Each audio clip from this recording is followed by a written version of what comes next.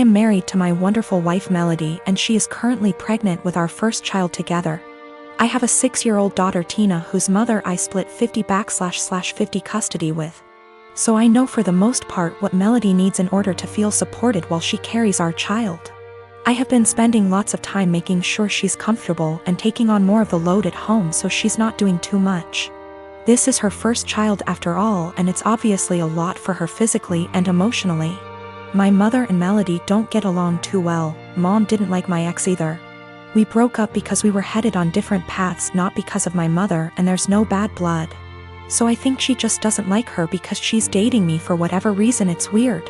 She's very nitpicky about Melody, how much she does around the house, how emotional she is. Melody already cries very easily, and being pregnant has made her even more sensitive, which is fine. The fact that she wants to be a stay-at-home mom, it just seems like nothing Melody does is okay.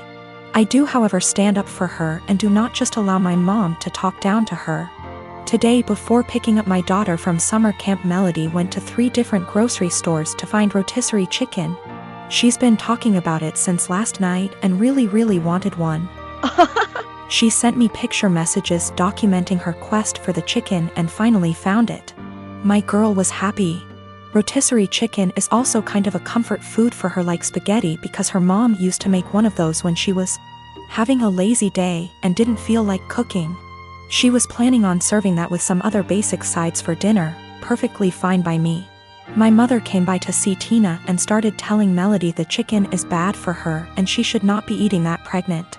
Melody said it's fine, she usually eats healthy and just wants this one thing she's craving.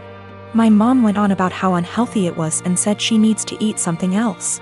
Melody said no and went to the backyard to FaceTime her family out of state. When she came back, my mom had thrown out the food and ordered takeout, a salad for Melody and pizza for everyone else. Melody asked where the chicken was and my mother told her she needs to start being a responsible mother and eat correctly for the baby. Melody screamed, "What the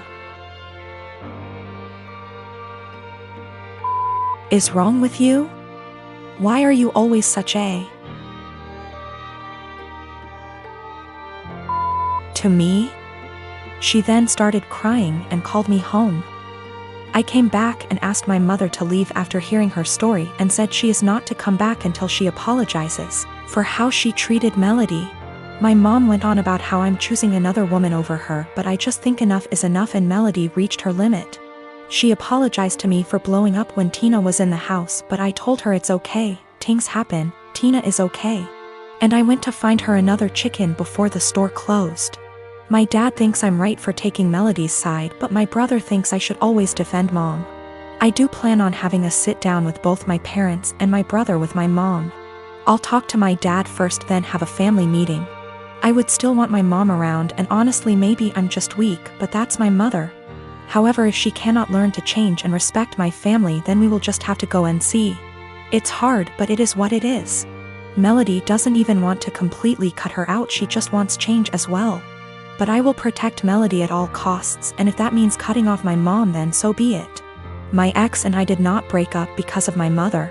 We had different ideas of where our lives were going.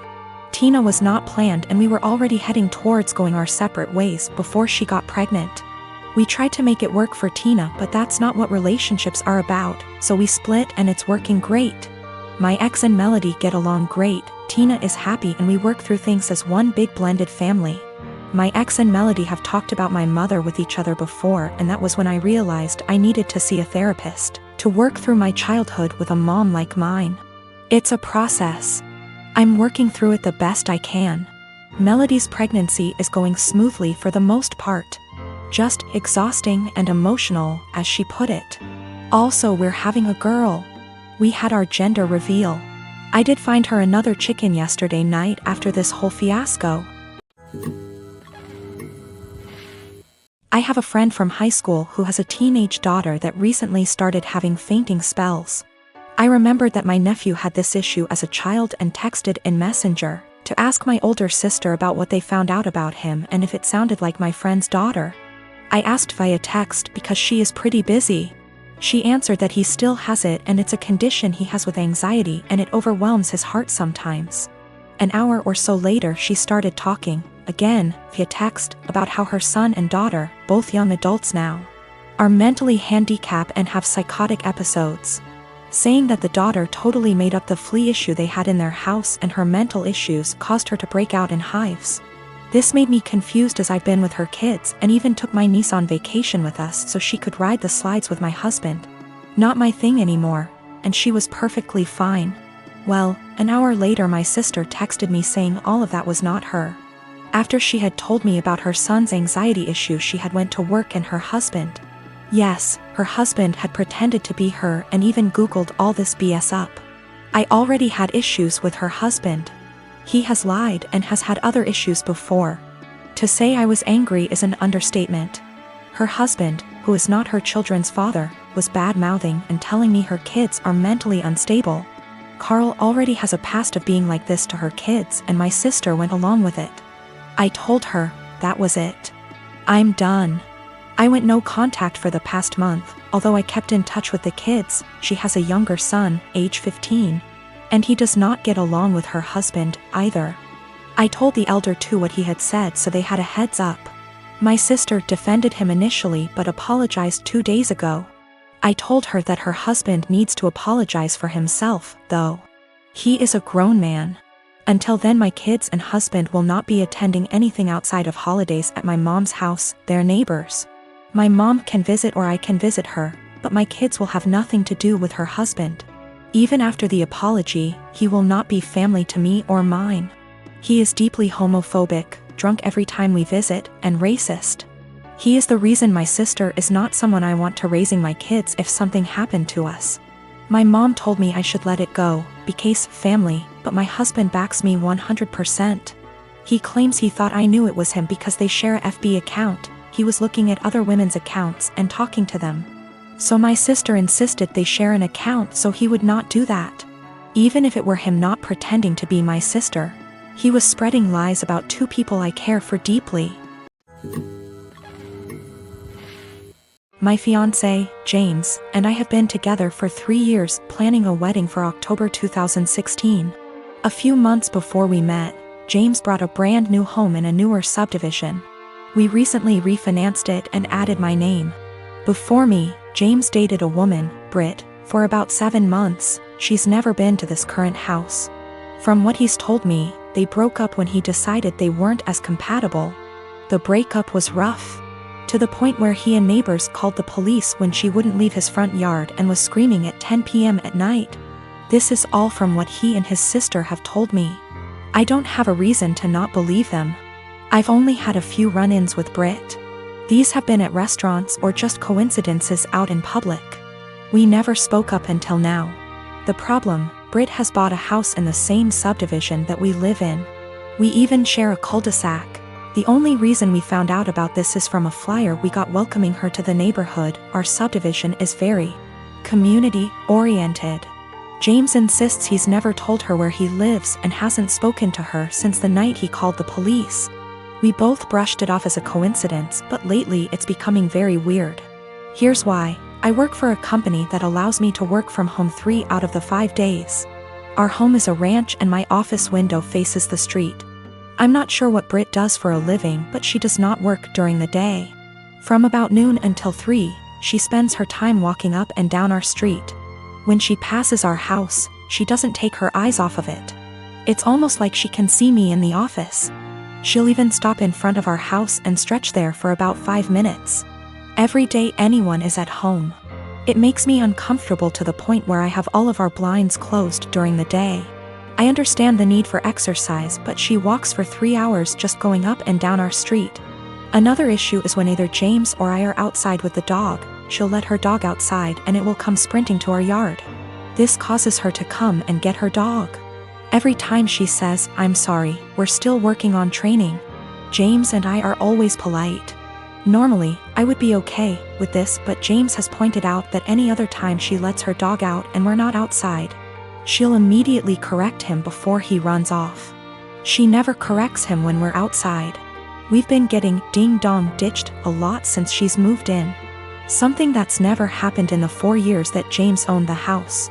The doorbell will ring around dinner time, between 6 and 8, and by the time anyone gets to the door, no one will be there. It's gotten to the point where our Doberman has picked up the routine and waits by the front door, pacing. The last issue, which I believe might be illegal, is that our mail seems to go missing for a while and then pop back up. What I mean is, Brit will knock on our door and say that she received our mail and is just returning it. This has never happened with the previous owners in her house. We don't have a new mail carrier either. It seems to happen once a week and she'll always bring it on a Friday night. Based on the date on the envelopes, we can tell she's been holding it all week. This has pushed James over the edge because she had our water bill, which resulted in us being 2 days late on the payment. James is neurotic when it comes to paying bills. Every time I have to convince him not to go over and yell at her because we haven't actually caught her taking it out of our mailbox as much as I try to monitor it. She usually gets 2 days worth of mail because those are the days I'm not working from home, the other days I get it right away. I'm not sure what to do at this point. I don't want to piss her off by confronting her, but how can I get her to stop? She's making us nervous and I feel uncomfortable in my own yard most of the time because I know she is watching. I know this sounds strange, but I'm not sure if I can legally do anything about it. I don't have anything against her, it's just becoming an annoyance.